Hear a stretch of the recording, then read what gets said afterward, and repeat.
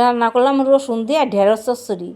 এই রসুন দিয়ে ঢেঁড়স চচ্চড়িটা করার জন্য আমি কিছু ঢেঁড়স নিছি। ঢেঁড়স নিয়ে ঢেঁড়সের মুখটা কাইটা আমি আগেই ফেলে দিয়ে নিছি। ফেলে দিয়ে তারপর ঢেঁড়সগুলো আমি পরিষ্কার করে ধুয়ে নিছি। আস্তা ঢেঁড়স ধুয়ে নিতে হবে। ধুয়ে তারপর আমি ঢেঁড়সগুলো টুকরা টুকরা করে কাইটে নিছি। কাইটা আমি কড়াইতে তেল দিছি। ওই তেলে ফোড়ন দিছি কালো জিরা। কালো জিরাকে কিন্তু তেলের মধ্যে একটু হালকা ভাইজা নিতে হবে।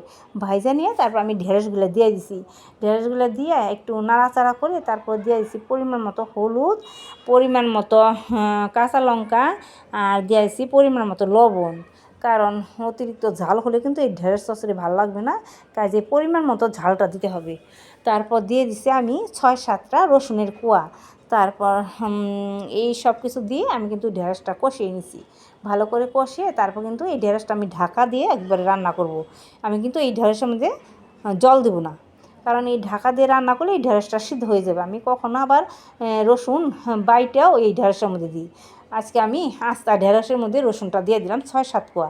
দিয়ে আমার রসুনটা যখন এই ঢেঁড়সের সাথে সিদ্ধ হয়ে গেছে, তখন আমি একটা ছেনির সাহায্যে কিন্তু এই রসুনটা একদম ভেঙে ওই ইয়ের সাথে ঢেঁড়সের সাথে মিশিয়ে দিছি, কারণ রসুনটাও সিদ্ধ হয়ে গেছে।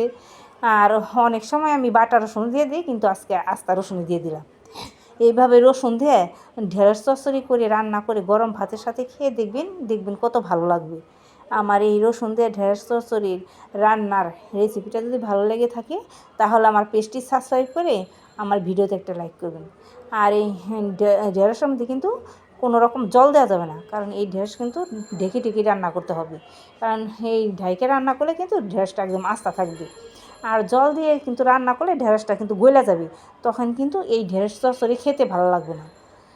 আর এইভাবে আস্তা থেকে ভাত দিয়ে মেখে খেতেও ভালো লাগবে, আর দেখতেও সুন্দর লাগবে রসুন দিয়ে ঢেঁড়স চচ্চড়ি।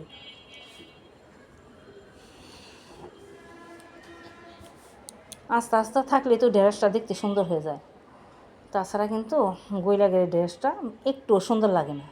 এই কারণে এইভাবে ঢেকে এই ঢেঁড়স চচ্চড়িটা রান্না করলাম।